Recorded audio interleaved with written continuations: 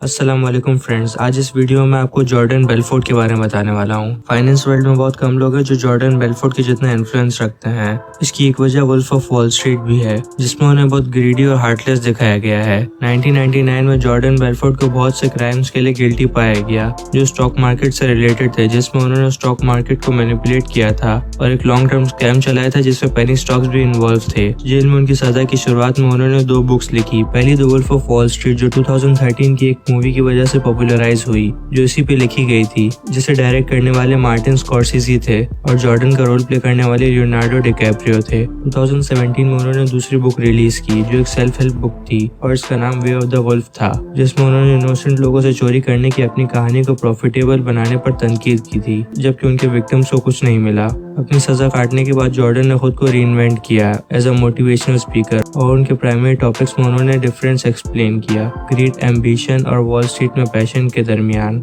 Jordan Bellfort की पैदाइश 1962 में हुई और वो क्वींस न्यूयॉर्क में बड़े हुए। बहुत छोटी उम्र से उन्हें बिजनेस में दिलचस्पी थी। उनकी book Wolf of Wall Street के मुताबिक जॉर्डन इटालियन वाटर से बनी आइस डेजर्ट बेचते थे अपने दोस्त के साथ, जिसमें वो एक्सपेंसिव स्टायरोफोम कूलर का इस्तेमाल करते थे और वो इसे बीच पर बेचते थे अपने चाइल्डहुड होम के पास। हाई स्कूल और कॉलेज के दरमियान आने वाले समर मंथ्स में उन्होंने अपने पार्टनर के साथ मिलकर $20,000 कमाए। जॉर्डन ने अमेरिकन यूनिवर्सिटी से बायोलॉजी स्टडी की।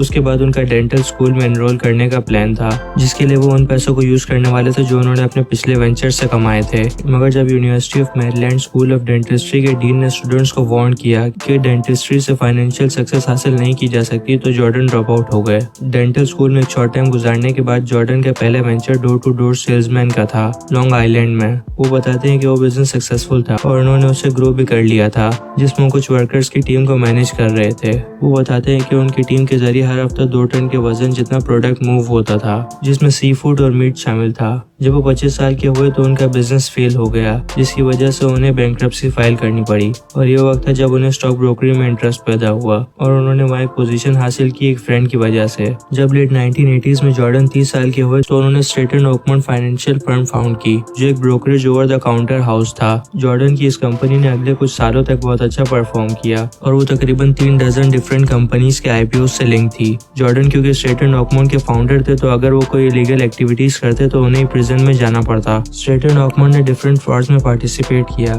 जिसमें से एक पंप एंड डंप स्कीम्स थी, जिसमें उन्होंने आर्टिफिशियली पेनी स्टॉक्स के प्राइस बढ़ाए थे। वो फर्म एक तरह का बॉयलर रूम था, जिसमें इन्वेस्टर्स को प्रेशराइज कर रहे थे कि वो अपने पैसे हाईली रिस्क जगह पर इन्वेस्ट करें। इसकी पीक पर फर्म में 1000 स्टॉक ब्रोकर्स एम्प्लॉयड थे जो $1 बिलियन की इन्वेस्टमेंट को सुपरवाइज कर रहे थे। स्ट्रेटन ओकमंड की हिस्ट्री में national association of security dealers यानी NASD ने कंसिस्टेंट लीगल एक्शंस लिए फर्म के अगेंस्ट। 1996 में फर्म बंद कर दी गई। 1999 में जॉर्डन और उनके एसोसिएट डैनी पोर्स को कोर्ट ले जाया गया मनी लॉन्ड्रिंग और सिक्योरिटीज फ्रॉड की वजह से। जॉर्डन को गिल्टी पाया गया पंप एंड डंप स्कीम्स के फ्रॉड की वजह से, जिसमें उनके इन्वेस्टर्स का $200 मिलियन का नुकसान हुआ। इसकी वजह से उन्हें 4 साल की सजा हुई, मगर फिर उन्हें 22 महीनों में छोड़ दिया गया। प्रिजन से रिलीज होने के बाद उनके कंपनसेशन एग्रीमेंट के मुताबिक उन्हें अपनी इनकम का 50% अपने डिफ्रॉडेड इन्वेस्टर्स को देना था 2009 तक। 2013 में फेडरल प्रोसिक्यूटर्स ने कंप्लेंट फाइल की कि जॉर्डन ने अप्रोप्रिएट अमाउंट पे नहीं की पिछले सालों में। फिर अल्टीमेटली उन्होंने एक सेपरेट डील की फेडरल अथॉरिटीज के साथ अपनी कंपनसेशन पेमेंट्स को कंप्लीट करने के लिए। जॉर्डन की सक्सेसफुल बुक्स और उनकी the Wolf of Wall Street film की एडॉप्शन से हटकर उन्होंने खुद को रीइन्वेंट किया एज अ मोटिवेशनल स्पीकर।